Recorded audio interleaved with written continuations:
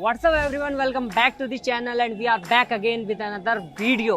और गाइस, आज का वीडियो जो है हमारा कुछ ऐसे डाउट्स के ऊपर होने वाला है जो आप लोग व्हीली जब अटेम्प्ट करते हो या व्हीली ट्राई करते हो तो बहुत सारी आपको दिक्कतें फेसेस होती हैं और बहुत सारे डाउट्स मन में रहते हैं। जो हमारे न्यू बिगनर स्टंट राइडर्स होते हैं जो अटेम्प्ट करते हैं व्हीली, उनके मन में काफ़ी डाउट्स होते हैं। तो मैंने ऐसे 6 डाउट्स अपने नोट डाउन किए हैं जो कि आप लोगों ने बहुत ज़्यादा कमेंट किए थे। देन उसको आज हम उसके ऊपर बात करने वाले हैं और मैं आपको प्रैक्टिकली करके दिखाऊंगा कि हाँ वो चीज़ सही में इफ़ेक्ट करती है या नहीं करती है। तो चलिए इस वीडियो को जल्दी से शुरू करते हैं। गाइस, सबसे पहला क्वेश्चन जो है हमारा वो ये है, what should be the ideal gear to perform wheelie.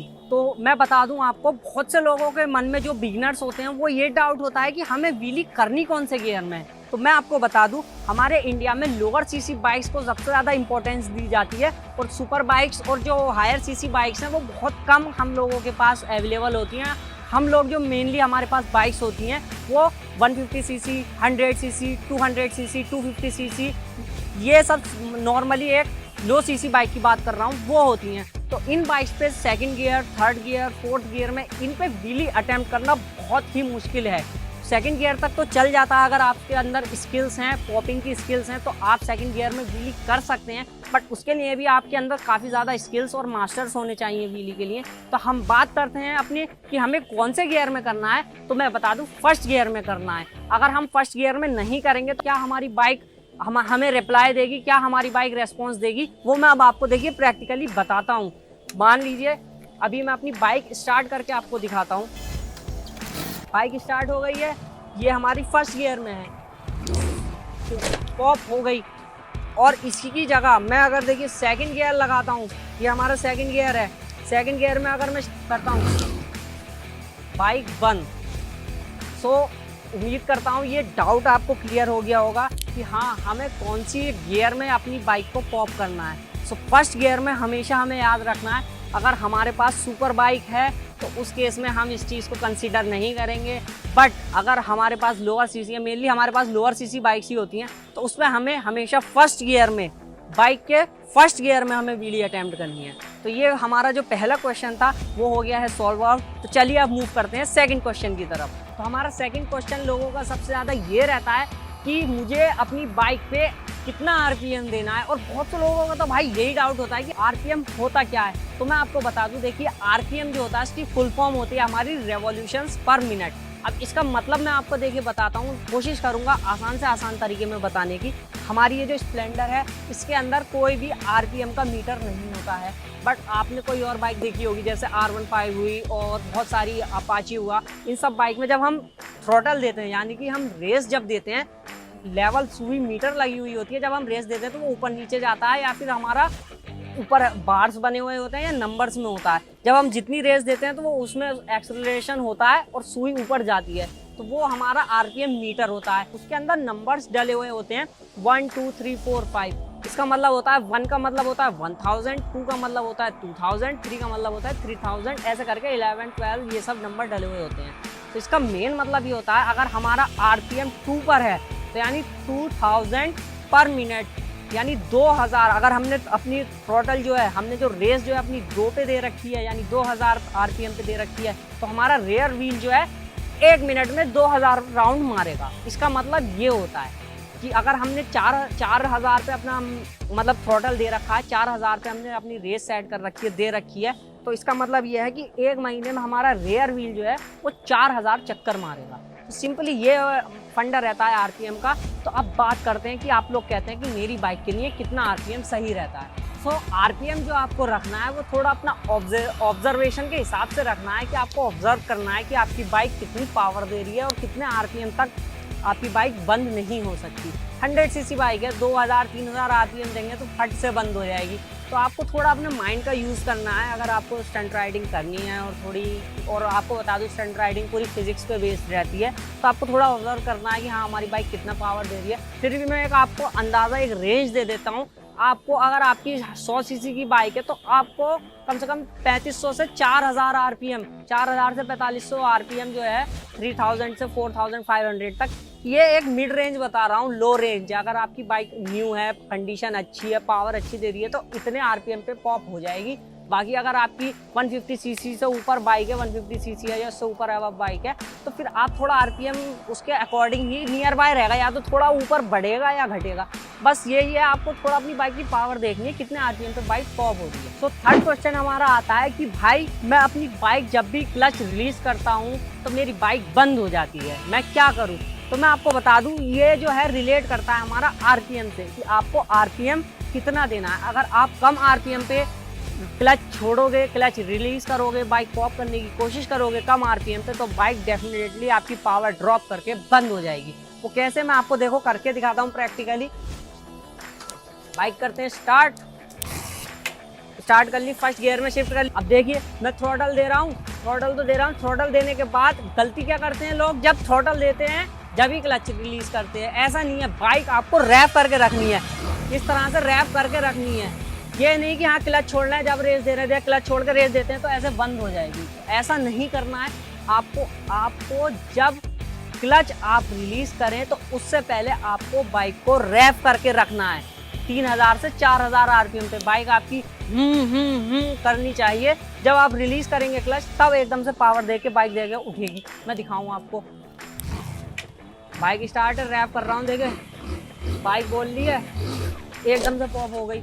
और यही चीज़ मैं अगर बिना रैप करे जब मैं क्लच छोड़ूंगा, जब रैप करूंगा तो बाइक बंद हो जाएगी। देखो लोग गलती ये करते हैं कि जब क्लच छोड़ते हैं उसी टाइम रैप करते हैं, थ्रॉटल देते हैं, तो भाई ऐसे बाइक पावर जनरेट नहीं करेगी, बंद हो जाएगी।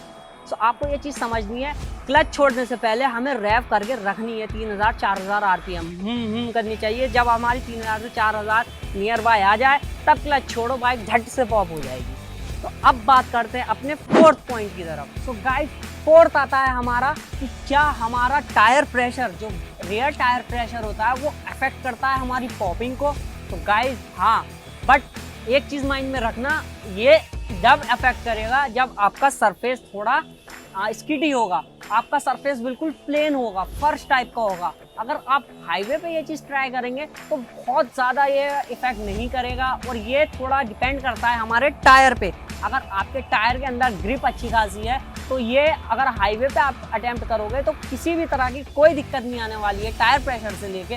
बट वही चीज़ जैसा आप देख सकते हैं कितना यहाँ पे स्किडी सरफेस है, फर्श है जो हमारा एक नॉर्मली घर के अंदर होता है उस टाइप का फर्श है। तो यहाँ पे भाई 100% अफेक्ट करेगा। और अफेक्ट करने के बाद क्या चीज़ हम लोगों को प्रॉब्लम आएगी, वो आएगी टायर स्किड होने की। जब हम क्लच रिलीज करेंगे, थ्रॉटल देकर क्लच रिलीज करेंगे तो हमारी बाइक पॉप कम होगी बट टायर जो है स्किड ज़्यादा होगा। वो कैसे होगा वो मैं आपको अब देखिए करके दिखाता हूँ। टायर प्रेशर किस तरह से अफेक्ट करेगा। अब मैं देखिए क्लच छोड़ता हूँ तो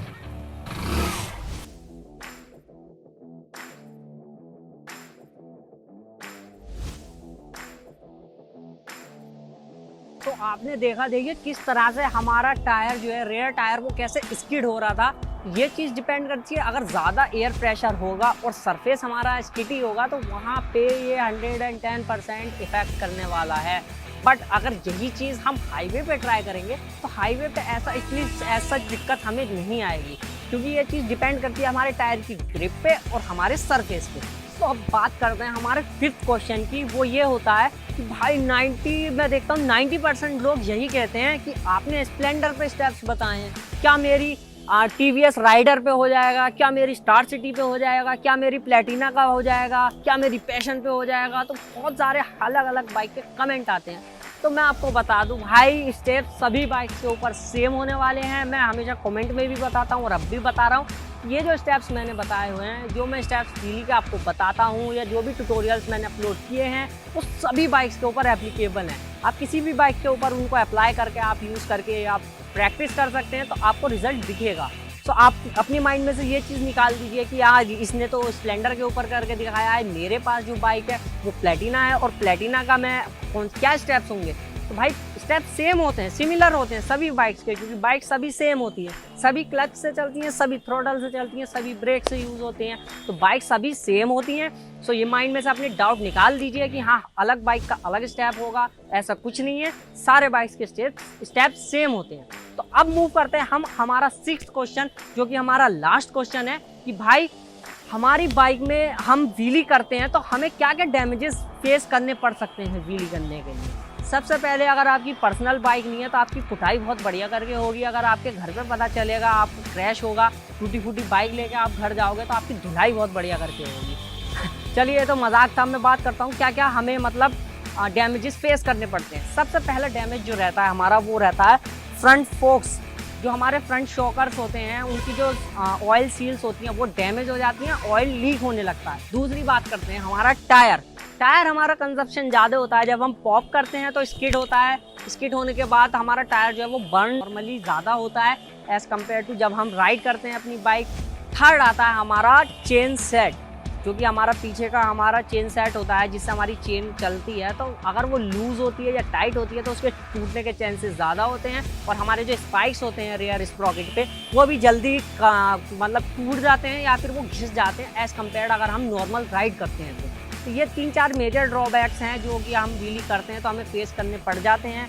बट अगर आपको स्टंट राइडिंग करनी है तो आपको भाई अपनी चेयर स्ट्रॉन्ग करनी पड़ेगी, क्योंकि खर्चा बहुत ज़्यादा मोटा होता है, घर वालों की भी डांट सुननी पड़ती है, बहुत सारी चीज़ों को फेस करना होता है।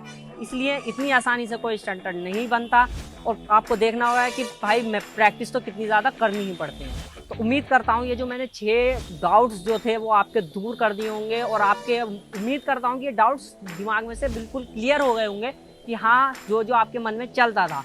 अगर और कोई डाउट्स आ रहे हैं तो भाई कमेंट करो, कमेंट का बॉक्स जो है, कमेंट सेक्शन जो है वो बिल्कुल फ्री है, वहाँ आके सजेशन दो या वहाँ आके कुछ भी आप पूछो, आपको रिप्लाई मिलेगा, या उसके ऊपर फर्दर जो भी आपकी इन्फॉर्मेशन टॉपिक होगा उसको कवर किया जाएगा। भाई आप लोग एक लाइक ज़रूर करना इस वीडियो को, और मिलते हैं किसी नेक्स्ट वीडियो में।